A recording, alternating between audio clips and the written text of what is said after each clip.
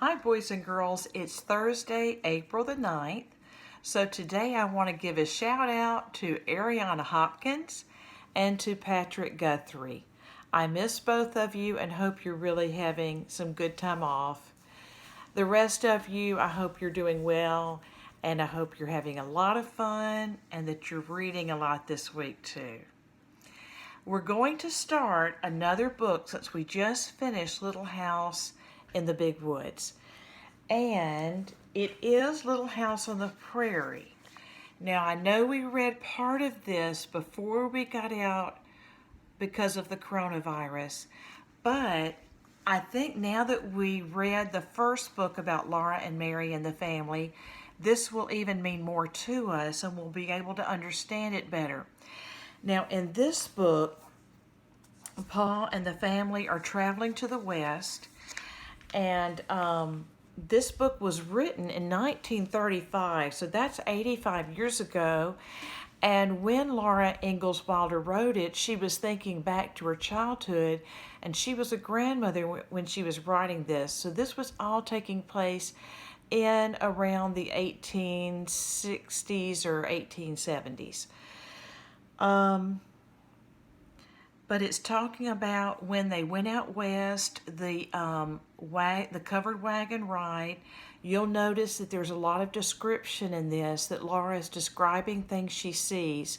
So when you get to those places, try to picture that in your mind and see if you can see what she is talking about. Okay, listen for these 5 questions for chapter 1. Number 1, what is one reason that Paul wanted to leave the big woods of Wisconsin and go west? Number 2, why did Paul say that if they were going west, they'd better leave now? Number 3, what were the sharp sounds? They sounded like a gun shooting that Laura heard one night. Number 4, what is a papoose? And number 5, what did Laura and Mary name the 2 ponies they got? Okay, here we go, chapter 1. Going west. A long time ago, when all the grandfathers and grandmothers of today were little boys and little girls, or very small babies, or perhaps not even born, Pa and Ma and Mary and Laura and baby Carrie left their little house in the big woods of Wisconsin. They drove away and left it lonely and empty in the clearing among the big trees, and they never saw that little house again. They were going to the Indian country. Paul said there were too many people in the big woods now. Quite often Laura heard the ringing thud of an axe, which was not Paul's axe, or the echo of a shot that did not come from his gun. The path that went by the little house had become a road. Almost every day Laura and Mary stopped their playing and stared in surprise at a wagon slowly creaking by on that road. Wild animals would not stay in a country where there were so many people. Paul did not like to stay either. He liked a country where the wild animals lived without being afraid. He liked to see the little fawns and their mothers looking at him from the shadowy woods, and the fat, lazy bears eating berries in the wild berry patches. In the long winter evenings, he talked to Ma about the western country. In the west, the land was level, and there were no trees. The grass grew thick and high. There the wild animals wandered and fed as though they were in a pasture that stretched much farther than a man could see. And there were no settlers, only Indians lived there. One day in the very last of the winter, Paul said to Ma, "Seeing you don't object, I've decided to go see the West. I've had an offer for this place, and we can sell it now for as much as we're ever likely to get, enough to give us a start in a new country." "Oh, Charles, must we go now?" Ma said. The weather was so cold, and the snug house was so comfortable. "If we are going this year, we must go now," said Pa. "We can't get across the Mississippi River after the ice breaks." So Paul sold the little house. He sold the cow and the calf. He made hickory bows and fastened them upright to the wagon box. Ma helped him stretch white canvas over them. In the thin dark before morning, Ma gently shook Mary and Laura till they got up. In firelight and candlelight, she washed and combed them and dressed them warmly. Over their long red flannel underwear, she put wool petticoats and wool dresses and long wool stockings. She put their coats on them and their rabbit skin hoods and their red yarn mittens. Everything from the little house was in the wagon except the beds and tables and chairs. They did not need to take these because Paul could always make new ones. There was thin snow on the ground. The air was still and cold and dark. The bare trees stood up against the frosty stars. But in the east, the sky was pale, and through the gray woods came lanterns with wagons and horses, bringing Grandpa and Grandma and aunts and uncles and cousins. Mary and Laura clung tight to their rag dolls and did not say anything. The cousins stood around and looked at them. Grandma and all the aunts hugged and kissed them and hugged and kissed them again, saying goodbye. Paul hung his gun to the wagon bows inside the canvas top where he could reach it quickly from the seat. He hung his bullet pouch and powder horn beneath it. He laid the fiddle box carefully between pillows, where jolting would not hurt the fiddle. The uncles helped him hitch the horses to the wagon. All the cousins were told to kiss Mary and Laura, so they did. Paul picked up Mary and then Laura and set them on the bed in the back of the wagon. He helped Ma climb up to the wagon seat, and Grandma reached up and gave her baby Carrie. Paul swung up and sat beside Ma, and Jack, the brindle bulldog, went under the wagon. And here they are saying goodbye to Grandma and Grandpa and the cousins.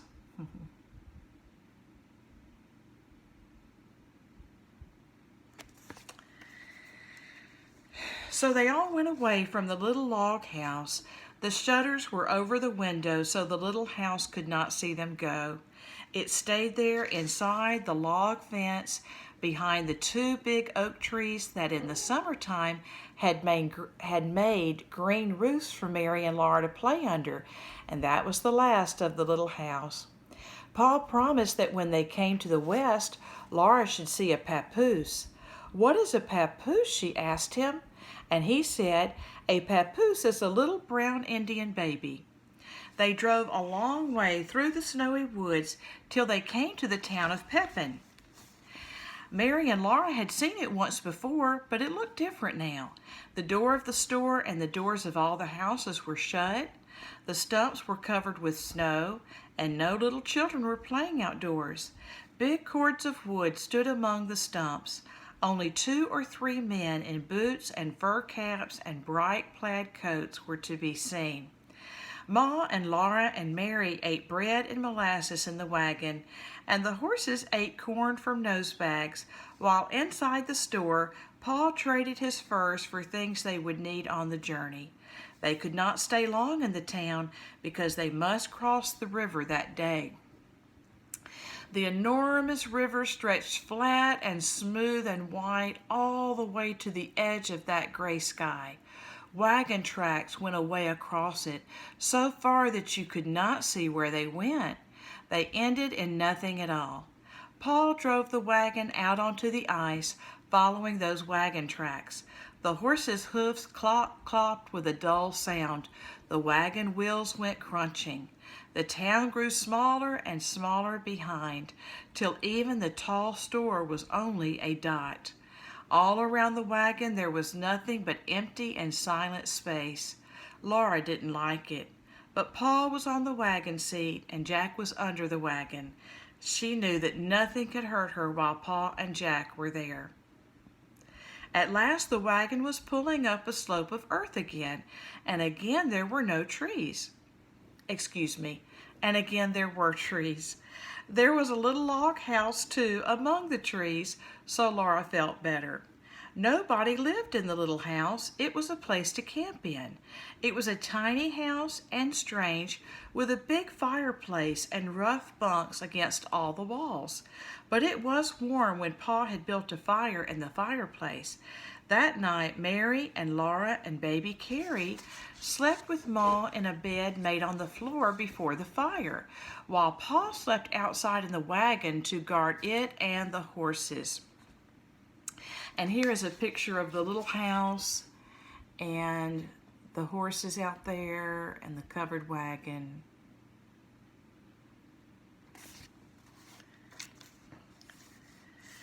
In the night, a strange noise wakened Laura. It sounded like a shot, but it was sharper and longer than a shot. Again and again she heard it. Mary and Carrie were asleep, but Laura couldn't sleep until Ma's voice came softly through the dark. "Go to sleep, Laura," Ma said. "It's only the ice cracking." Next morning, Pa said, "It's lucky we crossed yesterday, Caroline. Wouldn't wonder if the ice broke up today. We made a late crossing, and we're lucky it didn't start breaking up while we were out in the middle of it." "I thought about that yesterday, Charles," Ma replied gently.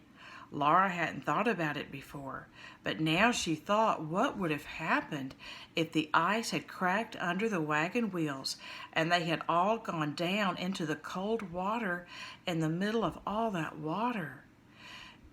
"You're frightening somebody, Charles," Ma said, and Pa caught Laura up in his safe big hug. "We're across the Mississippi," he said, hugging her joyously. "How do you like that, little half pint of sweet cider half drunk up? Do you like going out west where Indians live? Laura said she liked it, and she asked if they were in Indian country now, but they were not. They were in Minnesota. It was a long, long way to Indian territory. Almost every day the horses traveled as far as they could. Almost every night, Pa and Ma made camp in a new place. Sometimes they had to stay several days in one camp because a creek was in flood and they couldn't cross it till the water went down. They crossed too many creeks to count. They saw strange woods and hills and stranger country with no trees. They drove across rivers on long wooden bridges, and they came to one wide yellow river that had no bridge. That was the Missouri River. Pa drove onto a raft, and they all sat still in the wagon while the raft went swaying away from the safe land and slowly crossed all that rolling, muddy yellow water. And here's a picture of the covered wagon. They had left, some people had made a raft for people to be able to cross that river.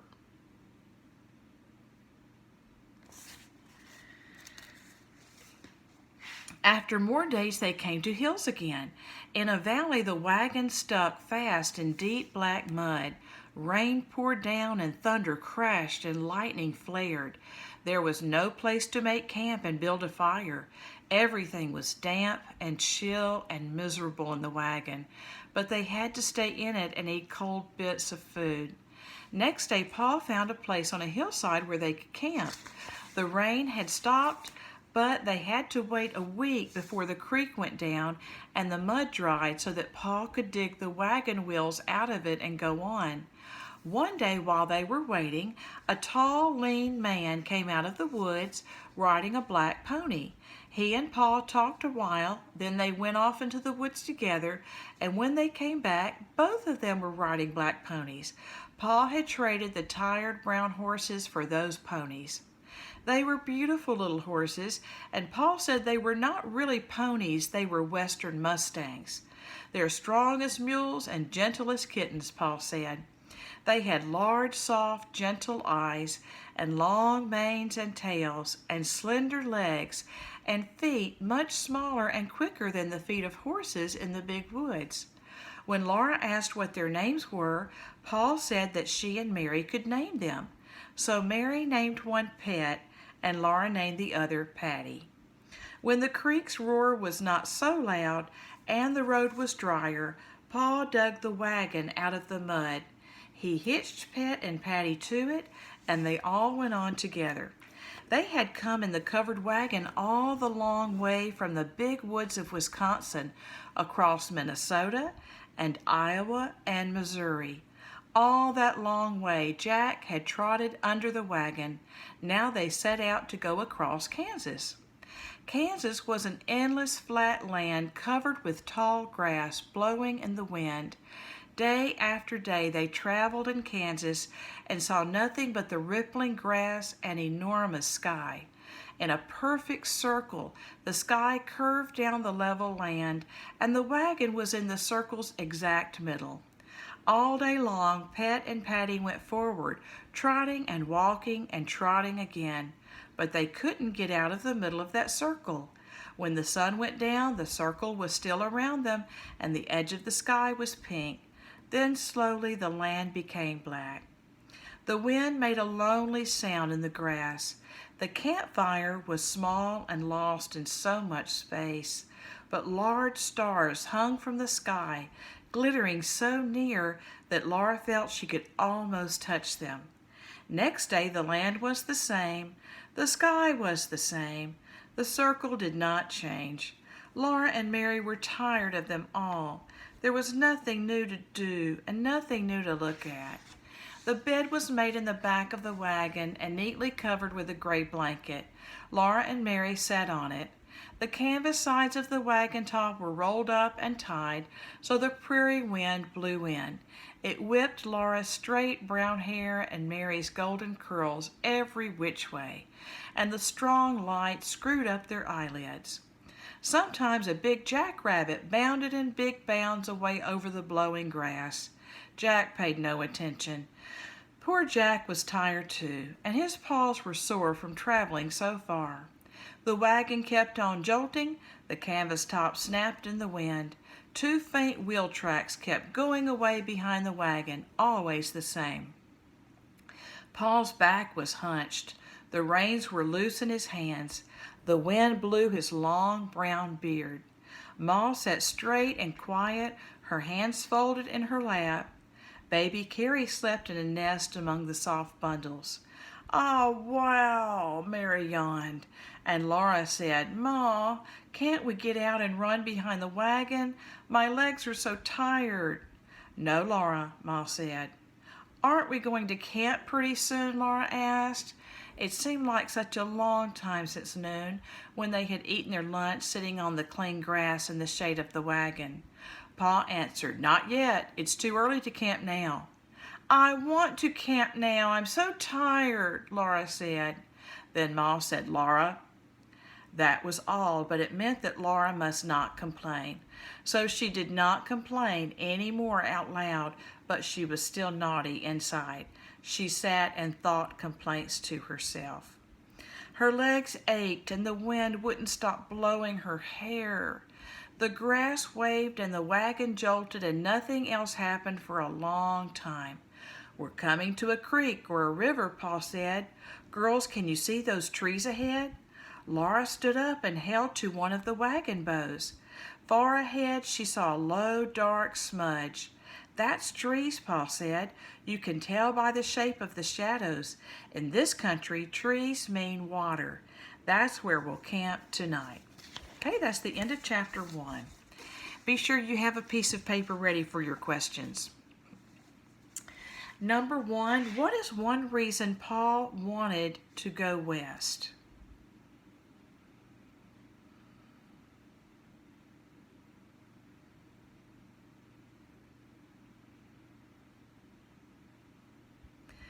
The answer is there were too many people now in the big woods. Number 2, why did Paul say that if they were going west, they'd better head out now?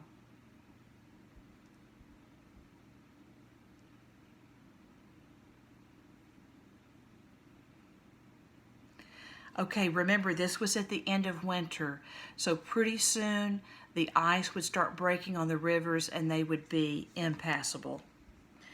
Number 3, what were the sharp sounds that Laura heard during the night?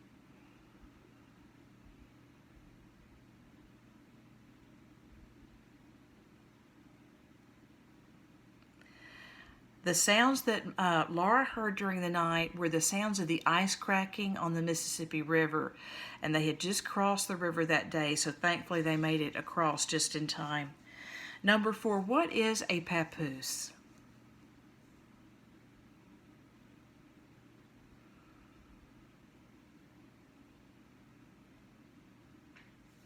A papoose is a little Indian baby. And number 5, what did Laura and Mary name the 2 ponies?